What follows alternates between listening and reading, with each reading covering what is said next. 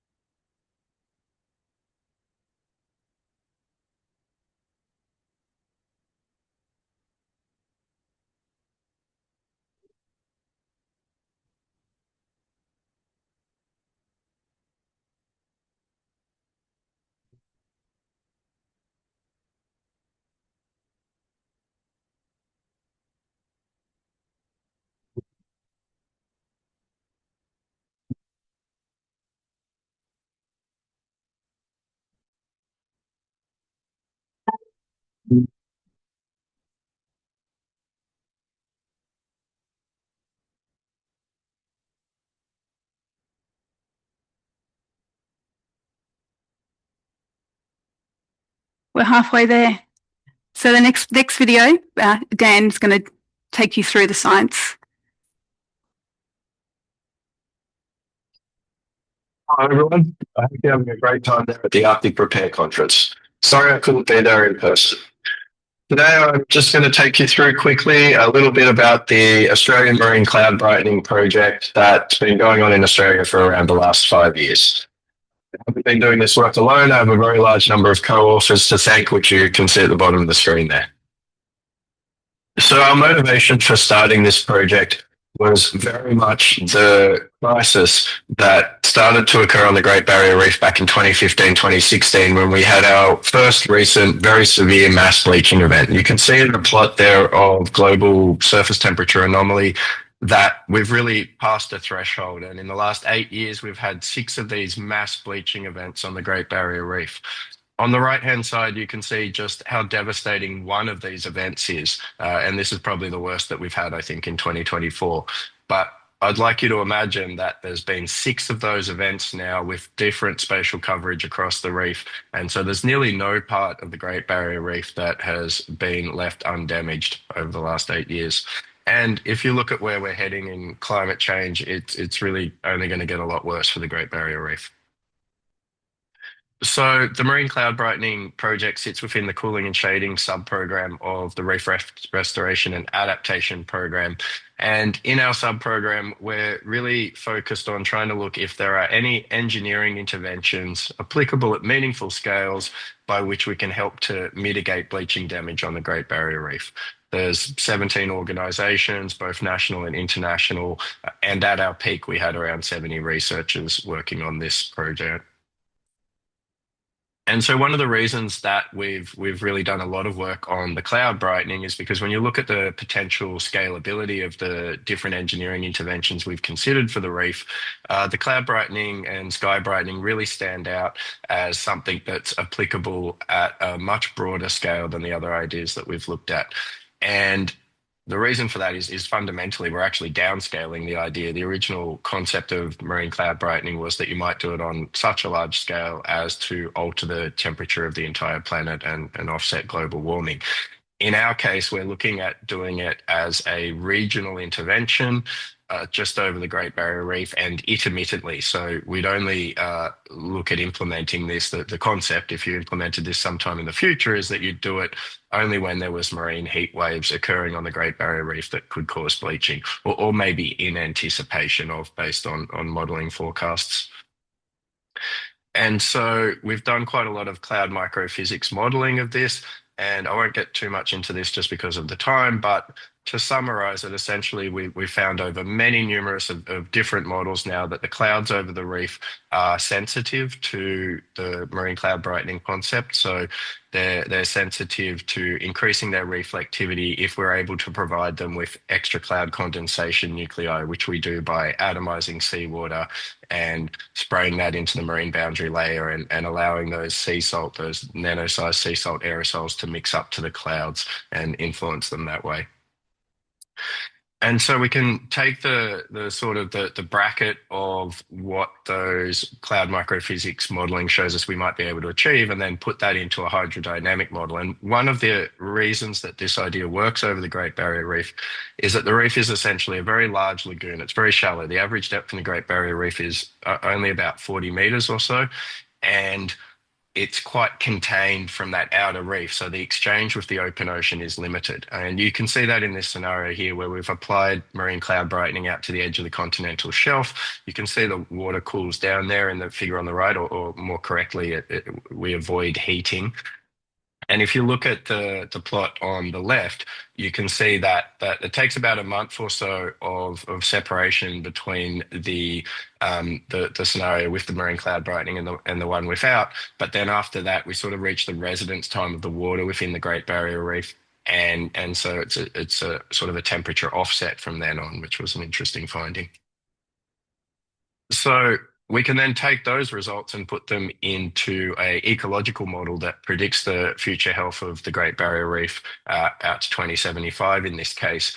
And if we look at the top row there, what we can see is that under a Paris-type climate scenario, that the marine cloud brightening is enough to stabilize coral cover on the Great Barrier Reef going forward. The dashed line there is the counterfactual, so what would happen with no intervention. However, that was the good news. The bad news is that if we have a climate future that is more akin to business as usual, which is shown in the red plot at the bottom there, then the cloud brightening is enough to stabilize coral cover for a period out to sort of 2050 or a bit beyond. I forget, I think we started in 2025 in this scenario. But then it's overwhelmed by climate change. And fundamentally, that's because there's a limited amount of cloud over the Great Barrier Reef. It's not an ideal place for doing marine cloud brightening. If you wanted to get the absolute maximum forcing, there's better clouds elsewhere. But what we're interested in and what our research program is really focused on finding out is whether we can over the reef, we only need to get sufficient forcing to alter the trajectory of the ecosystem and make a difference for the coral. We don't need to have the very best cloud in the world. We just need the cloud to be good enough. And so the modeling shows us quite convincingly that it looks very good, but we also need strong action on climate change. If we don't, then perhaps out by 2050, there might be other things we can start to think about, like marine sky brightening and adding that as well. So the development of this project has been iterative over time, very much driven both by the need to iterate the engineering, the methodology, the instrumentation around the platforms, but also by the regulator. When we spoke to the regulator right at the beginning of this project, they said, we absolutely don't want you to come in 10 or so years and say, hey, we've developed marine cloud brightening, we're ready to do it for the Great Barrier Reef. We want to regulate you the whole way through. We want you to start small and gradually increase in scale. And that was a natural iteration of the research anyhow. Just to take you through this figure really quickly, what that involved was first doing experiments where we looked at developing the spraying systems and whether they performed the same in the real world as in the lab. Then we moved on to looking at whether that sea salt aerosol plume that we were generating would actually make it up to the cloud base. There was some concern about that in the literature. And then more recently, in the last couple of years, we've actually been flying an instrumented aircraft back and forth through cloud and looking at how those clouds are actually responding to the perturbation that we're causing. The engineering has been really a major achievement of this work over the last 5 years. We now produce 1,000 trillion droplets per second, so 10 to the 15 per second of sea salt aerosols from just 30 milliliters of water per second. It's really quite remarkable how small they are. But I often get emails and requests, hey, can you build us a machine? Could you send us a machine? Could we borrow your machine to do our own experiment? So I think there's a bit of misconception out there about what it actually involves. This is a small industrial plant that we've built. It sits across 3 shipping containers, and it takes a team of experienced, trained operators to run it. We've run it for over 400 hours now, so it's very reliable. But there's like about an hour's worth of safety checks and startup procedures and things to get it going. It's not just a big green button that you hit go and a big red button that you hit stop. So in the future, we hope to simplify this, to build it more compact, to make it more energy efficient and to increase the output.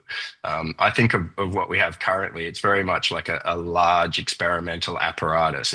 If you wanted to, at some point in the future, implement cloud brightening, you're not going to just build 100 of what we've got now and go out and do it. We still need quite a lot of technology development to get there. But having this equipment that we have developed, it's a step on the journey, and it's allowed us to start to look at the response of clouds. And these are some results from a couple of years ago where we first started to see the expected cloud microphysical response. So for a given liquid water content, by adding these extra sea salt aerosol, we're able to change the size distribution of droplets in the cloud to have a larger number of smaller droplets, which will increase their reflectivity. Just earlier this year, we had another major campaign, and we've collected a heap of this data now that we're currently sorting through, but the very, very exciting results in there. I'll try and wrap up, but another major focus of our program has been our governance structure, our community engagement, our engagement with the public, our engagement with stakeholders, our engagement with Indigenous traditional owners of the sea country on which we do our research. this is a whole talk in itself. There's just so much there, but I'll try and really quickly run through a little bit of it.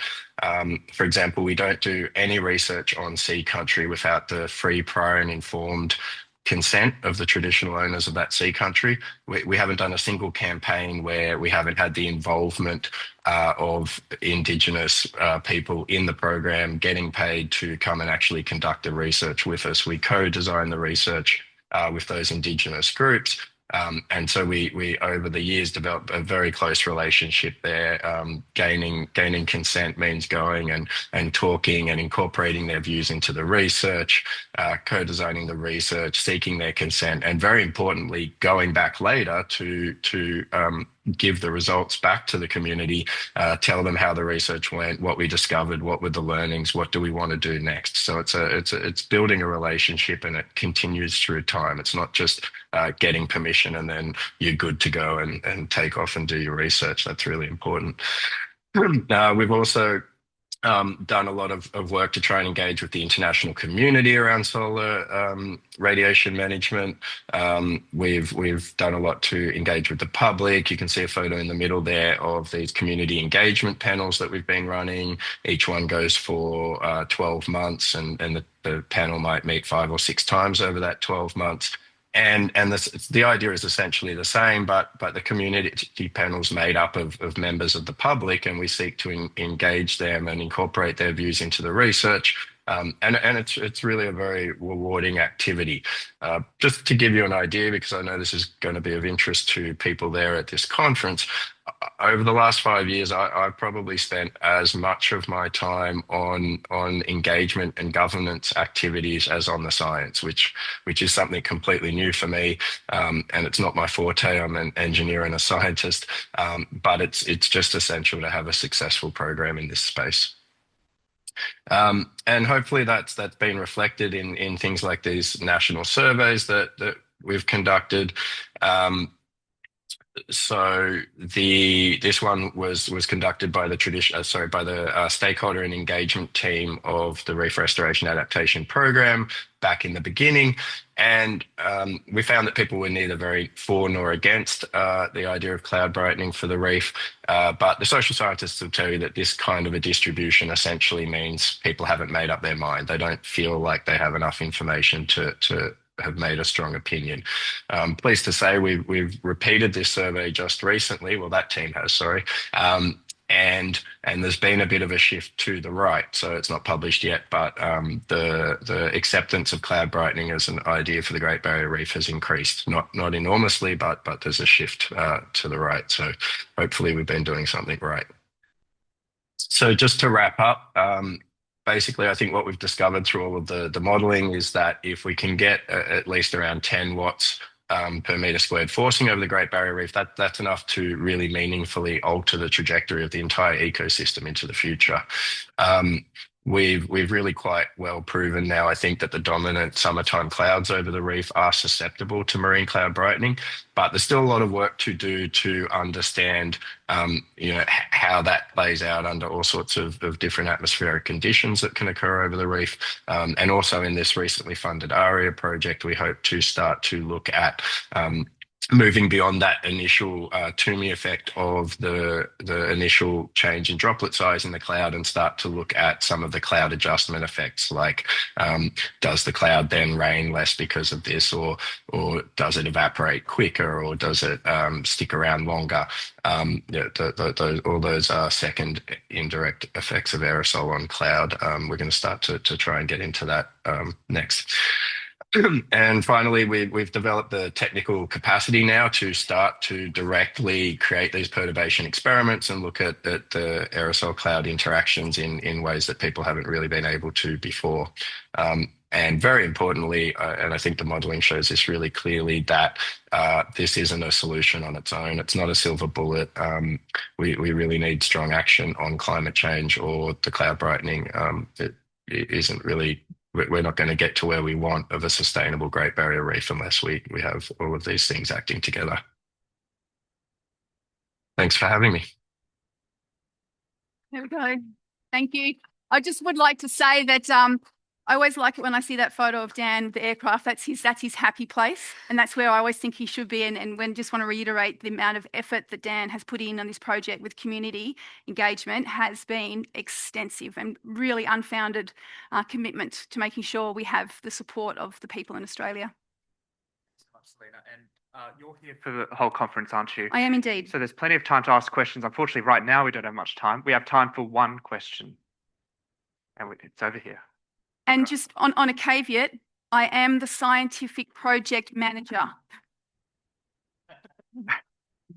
How clean needs the water to be before spraying it? I mean, contamination by bacteria, viruses, etc. Yeah, we have quite an extensive filtration system that we've designed. We have on the boat.